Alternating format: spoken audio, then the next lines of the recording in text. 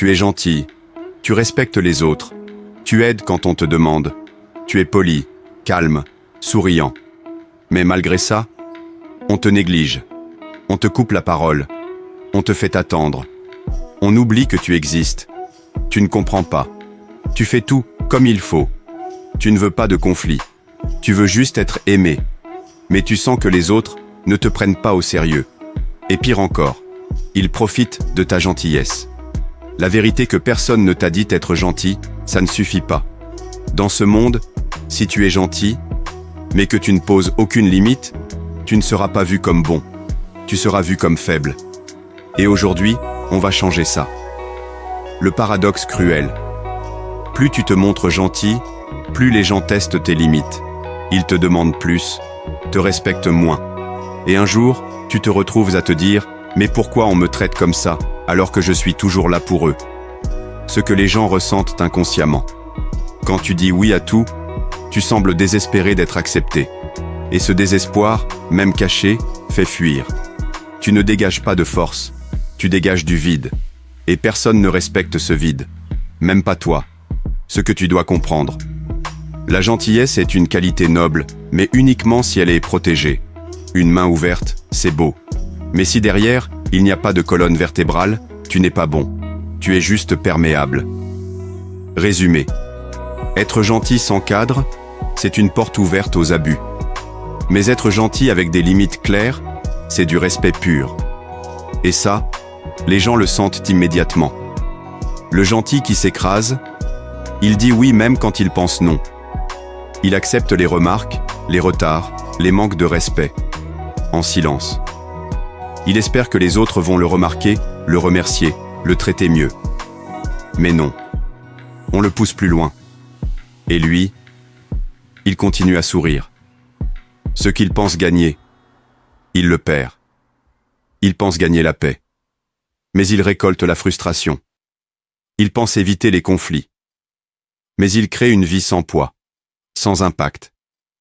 Et plus il s'efface, plus il disparaît dans le regard des autres. L'homme juste et solide. Lui aussi est respectueux. Mais il sait dire non. Il ne lève pas la voix. Il ne s'énerve pas. Il regarde. Il parle peu, mais ferme. Et les autres sentent. Ce gars-là, on ne le pousse pas. Et du coup, on le respecte. Résumé clair. Tu peux être gentil. Mais si tu ne mets pas de barrière, tu n'es pas bon. Tu es effacé. Et un homme effacé ne laisse aucune trace. Comment faire respecter ta gentillesse? Tout part de ton regard. Un regard fuyant? Tu sembles incertain. Un regard stable, direct, calme? Tu imposes sans parler. Tu veux que ta gentillesse soit respectée? Alors regarde les gens comme un homme conscient de sa valeur. Pas comme un élève qui attend une note. Ton calme est ton autorité. Tu n'as pas besoin de crier, tu n'as pas besoin d'être dur, mais tu dois être ferme. Quand tu dis non, c'est non. Pas non, enfin peut-être, enfin si tu veux. Juste non. Et tu n'expliques pas tout. Parce que tu n'as rien à prouver. Le positionnement discret mais clair, tu arrives à l'heure. Tu réponds quand c'est juste. Tu ne te plies pas à tout. Tu restes poli, mais tu ne courbes jamais l'échine. Ce positionnement calme, constant, cohérent, c'est ce qui fait que ta gentillesse a du poids. Résumé.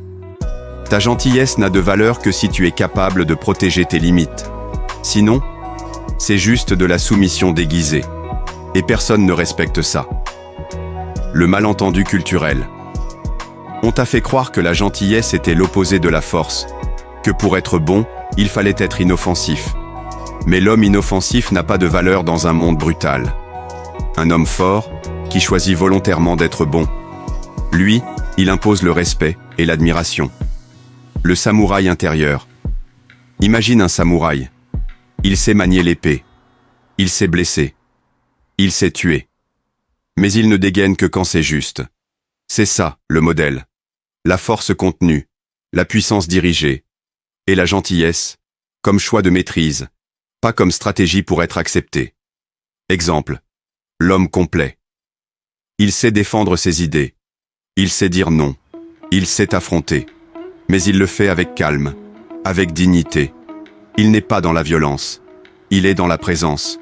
Et c'est pour ça qu'on l'écoute même quand il se tait. Résumé puissant.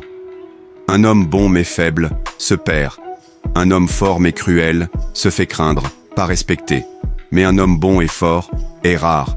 Et c'est exactement ce que tu peux devenir. La vérité à ne jamais oublier, être gentil, ce n'est pas suffisant. Être gentil sans force, c'est être naïf. Et dans ce monde, la naïveté ne se respecte pas. Elle s'utilise, elle se piétine et elle s'oublie. Tu veux qu'on t'écoute, qu'on te regarde? Alors deviens un homme solide. Qui sait dire non? Qui regarde en face? Qui reste calme sous pression? Qui agit avec intégrité, pas pour plaire? Et ensuite, sois bon, sois généreux, sois juste, mais jamais au détriment de ton axe. À partir d'aujourd'hui, fais le tri. Dans tes relations, dans tes habitudes, dans tes oui qui devraient être des non. Et répète-toi, je suis bon parce que je suis fort. Et je suis fort parce que je me respecte. Si tu veux continuer à forger ce type de masculinité, like, abonne-toi et reviens demain. Ici, on ne fait pas semblant. Ici, on élève des hommes bons, solides et inarrêtables.